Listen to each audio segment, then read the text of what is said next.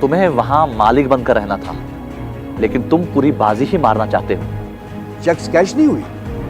हाँ सर, वो दोबारा बाउंस हुई। लोग पुलिस से नहीं डरते, अगर डरते तो इस तरह दिन दहाड़े आपके होटल के कमरे में किसी आदमी का कत्ल नहीं होता। तुम कुछ भी कहो, मगर सच्चाई ये है कि तुम एक हयाश और बेगैरत इंसान हो। वालेकुम अस्सलाम गजाला जी।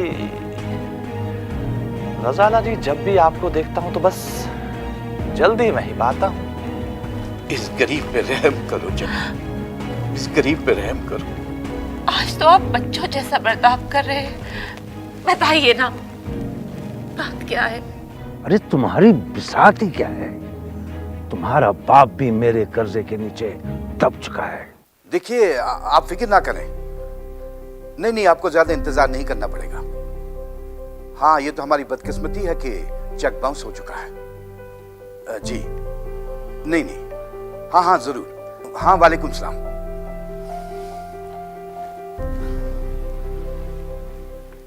कल से आप कुछ खामोश से हैं, सब खैरियत है ना?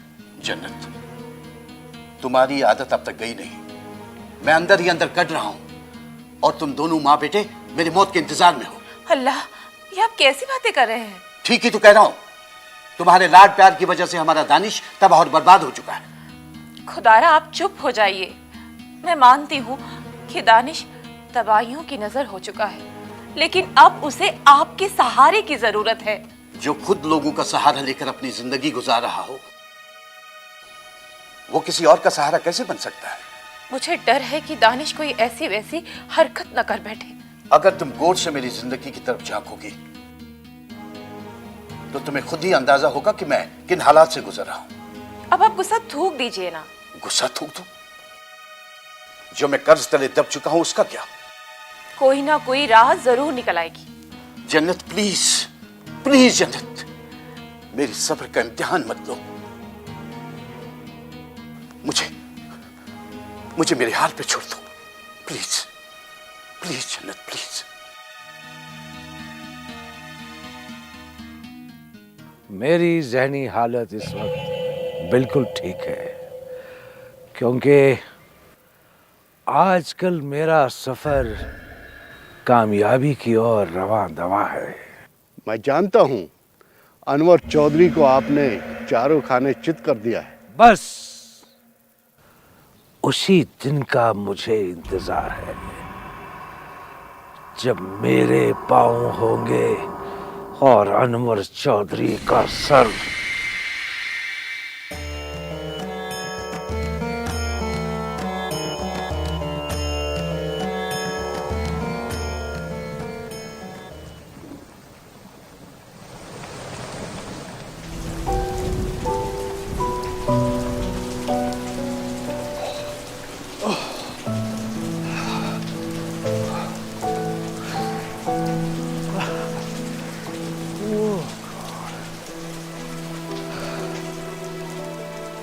नहीं दानिश, वो बात नहीं है। बात है तुम्हारी लापरवाही की।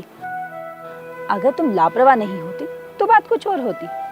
मैं मानता हूँ मैं लापरवाह हूँ, पर मुझे कभी कभी लगता है कि कोई मुझे गहरी खाई में धकेल रहा है। ये सरासर तुम्हारा वहम है।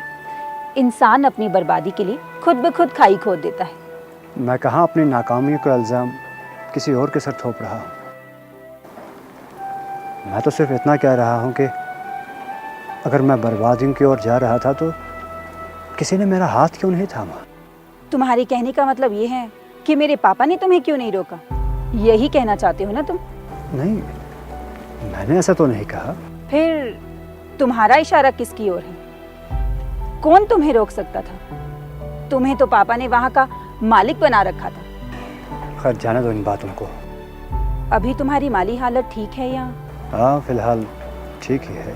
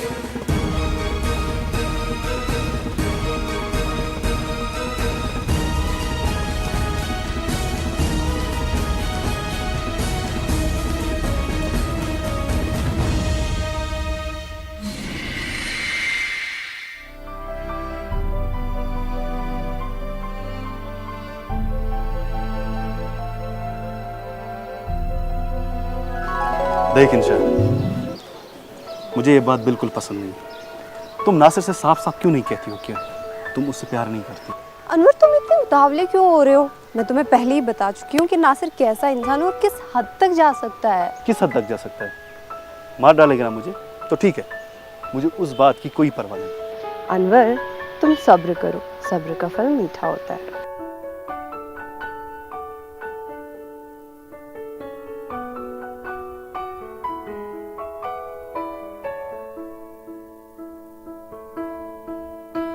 मुझे इस तरह की जिंदगी से घुटन हो रही है। नासिर के बारे में जो कुछ भी मैं जानती हूँ ना, अगर तुम उससे आश न हो जाओगे ना तो तुम्हारे रोंगटे खड़े हो जाएंगे। तुम किस बारे में बात कर रही हो? एक बार नासिर ने अपनी बहन को किसी गैरमर्द से बात करते हुए देखा, और तुम्हें पता है नासिर ने उस लड़के का क्या हश्र किया? क्या किया? क्या हुआ उस लड़के का? नासिर के गुंडों ने उस लड़के का पीट पीट के ऐसा हाल कर दिया ना कि बेचारा अस्पताल में दम तोड़ बैठा। ये नासिर के किसी गुंडे ने तुमसे बात कही होगी ताकि तुम नासिर से और भी खौफजदा हो जाओ। ये बात मुझे नासिर के किसी गुंडे ने नहीं बोली, मैं इस बात की खुद गवाह हूँ। उस लड़के के घर वालों ने नासिर के खिलाफ कोई रिपोर्ट दर्ज नहीं करवाई क्या? वो बेचारे तो बहुत गरीब है, वो क्या रिपोर्ट दर्ज करते नासिर की? फिर तो नासिर बड़ा कमीना है। इसलिए तो मैं तुम्हें उसके खौफनाक साई से हमेशा दूर रखना चाहती हूँ। सुनो इंशा, मैं खुद नासिर से इस बारे में बात करूँगा। भूल के भी ऐसी गलती मत करना, क्योंकि ये गलती हमारी दूरियों का सबब बन सकता है। नहीं नहीं नहीं, ना ना।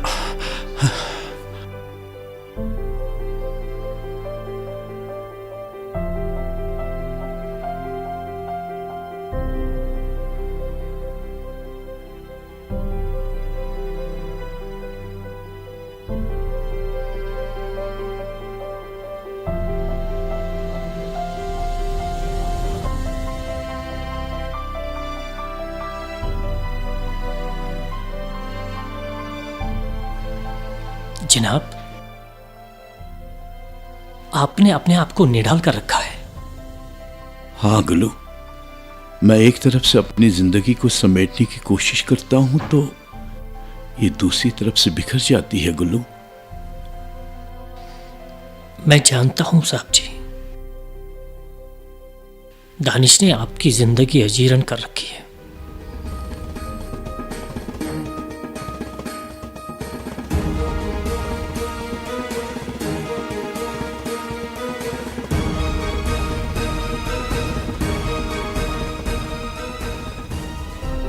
हाँ, सच कहते हो तुम।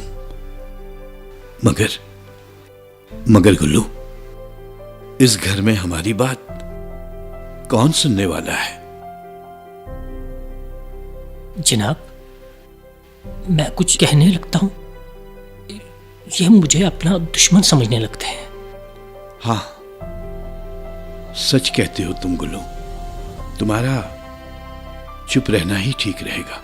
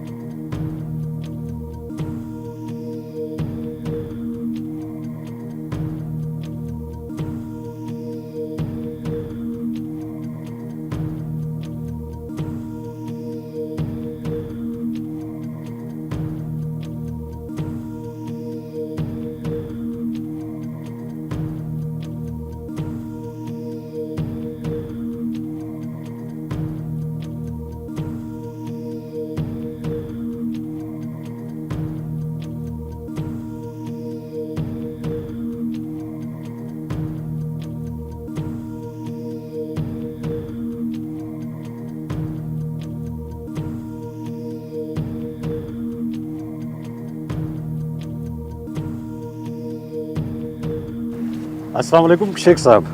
वालेकुम सलाम।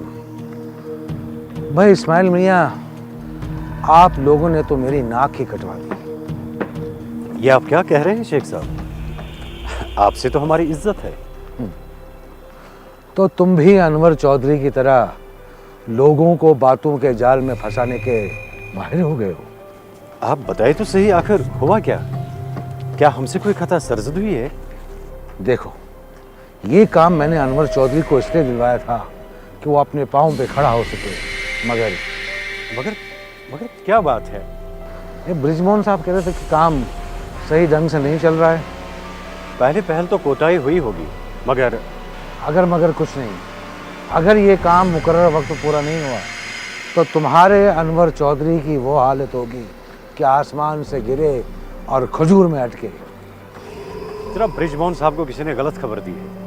आप खुद देखिए काम किस रफ्तार से चल रहा है। बात रफ्तार की नहीं है, बात है नाकस मटेरियल इस्तेमाल करने की, और वो भी कम मिकदार में। जनाब, मैं 2400 घंटे यहीं पे रहता हूँ, ऐसी तो कोई बात नहीं है। खैर, मैंने जो कहना था सो मैंने कह दिया। मैंने एक दोस्त की हैसियत से अपना फर्ज निभाया।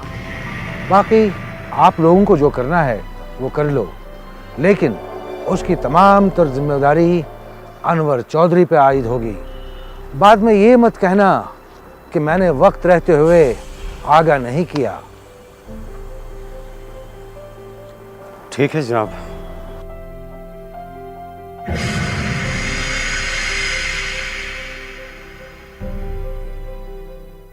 करीम खान सर,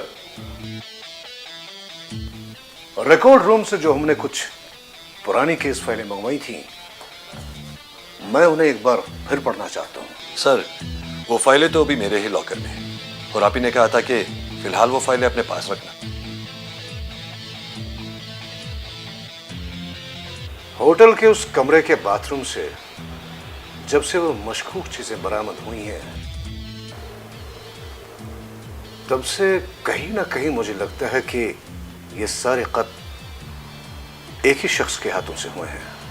मेरा मतलब है, पिछले महीने जो 3 कत्ल हुए वो, और ये होटल वाला कत्ल। सर, फिर वो पुरानी फाइलें क्यों? वो सब मैं बाद में बताऊंगा।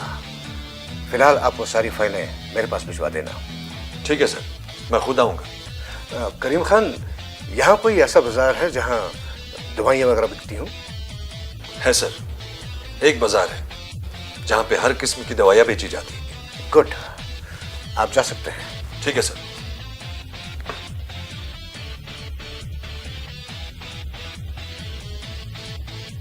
होटल के उस कमरे के बाथरूम से इंजेक्शन वाइल, सिरिंज और कांच के टुकड़े का मिलना,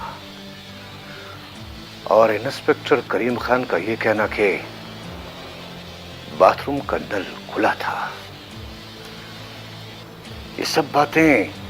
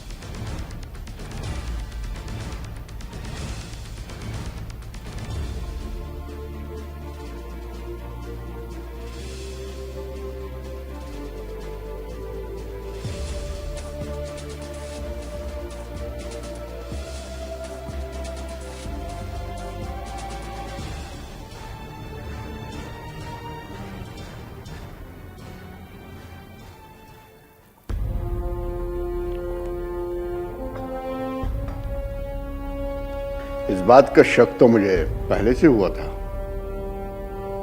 शेख नासिर अपने आप को बहुत चालाक समझता है, लेकिन हमने भी कच्ची गोलियां नहीं खेली।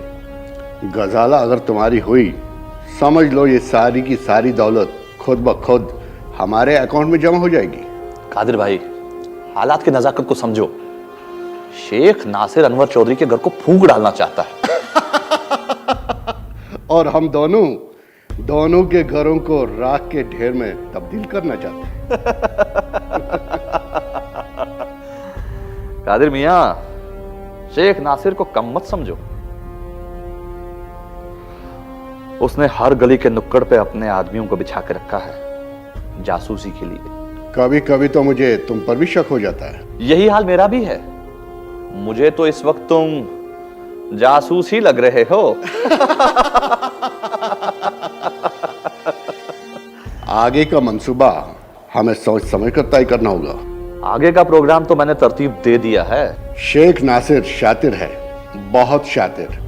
वो किसी भी हद तक जा सकता है। ना, जा नहीं सकता बल्कि गिर सकता है।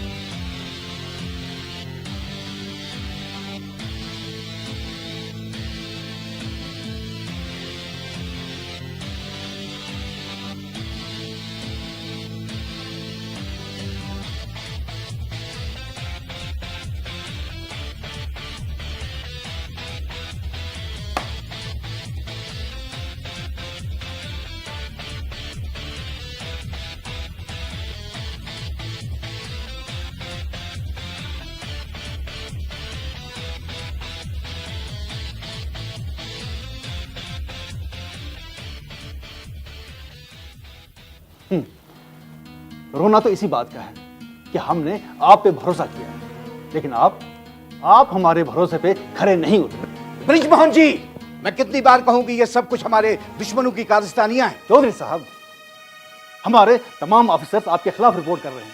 माना कि एक या दो की आपके साथ नहीं बनती है, लेकिन सब के सब तो गलत नहीं हो सकते। मैं खुद हैरान हूं, इतनी मेहनत और ईमानदारी के बावजूद ऐसी रिपोर्टें, ये तो सरासर नाइंसाफी है। चौधरी साहब, मेरे भी हाथ बंधे हुए हैं। मैं इस मामले में आपकी कोई भी मदद नहीं कर सकता। एक मदद आप जरूर कर सकते हैं। कौन सी? आप खुद ही साइड का जायजा लें ताकि सच और झूठ दोनों आपके सामने आ जाएं। देखिए चौधरी साहब, हमारे तमाम के तमाम ऑफिसर्स निहायत ही ईमानदार हैं और खुद साइड पे जाके मैं ये तासुर नहीं दे सकता कि मेरे अफसर्स गलत हैं या फिर आप। ओह, आई सी।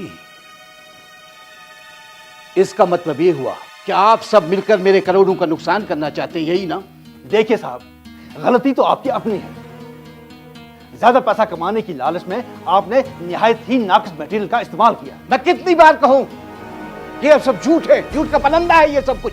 माफ कीजिए चौधरी साहब, अपनी गलती हमारे माथे थोपने से कुछ भी हासिल होने वाला नहीं है। बेहतर यही होगा कि आप ये सारा काम नए सिरे से शुरू करें। व्हाट? नए सिरे से? ब्रिजमोहन जी, आप भी मेरी एक बात सुन लीजिए। आपकी और मेरी अगली मुलाकात कोर्ट में होगी, कोर्ट में, अंडरस्टैंड? देखिए साहब, कोर्ट की धमकी देकर आप अपने नाकिस काम को जायज नहीं ठहरा सकते। आप भी अपनी कुर्सी और अपने इख्तियारात का नाजायज फायदा उठाकर एक शरीफ आदमी को इस तरह से जमीन उखाड़ नहीं कर सकते। छोड़िए साहब, शराफत का राग अलापने से कुछ भी हासिल होने वाला नहीं है। मैं अपने काम को जायज ठहराने के लिए एक पूरी इंजीनियर्स की फौज खड़ी कर दूंगा। एक बात याद रखिए, कोर्ट में जाने के लिए इंसान की जेब में पैसा होना चाहिए, जो आपके पास नहीं है।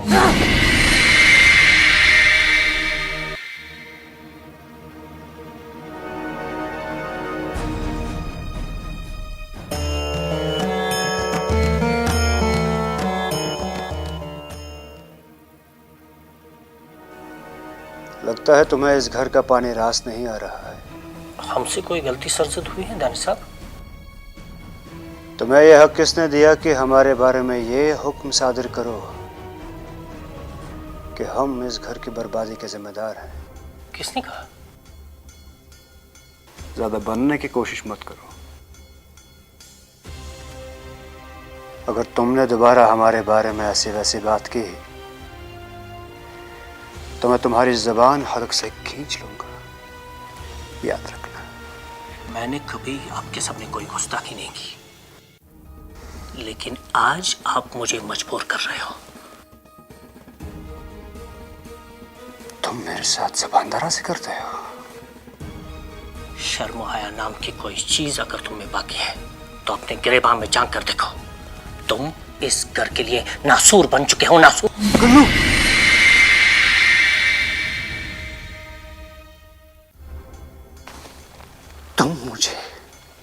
तुम कहकर पुकारते हो, इस घर का नासूर बताते हो। आज मैं तुम्हारी जान लेकर हूं। अरे तुम क्या लोगे मेरी जान? तुम तो खुद एक जिंदा लाश हो। तुमने इस हंसते खेलते घर को तबाह बर्बाद करके रख दिया है। तुम्हारी हिम्मत कैसे हुई मुझसे यूं बात करने की? हाथ नीचे करो दानिश साहब, मैं तुम्हारी हर बात से वाकिफ हूं। तुम खुद नहीं जानते नासिर शेख ने तुम्हें किस तरह एक खिलौने की तरह इस्तेमाल किया। आज तू मेरे हाथों मरने वाला है गुल्लू। दानिश साहब, तुम क्या मारोगे मुझे? तुम मेरा कुछ नहीं बिगाड़ने वाले, क्योंकि मैं भी उसी नासिर शेख का खास आदमी हूं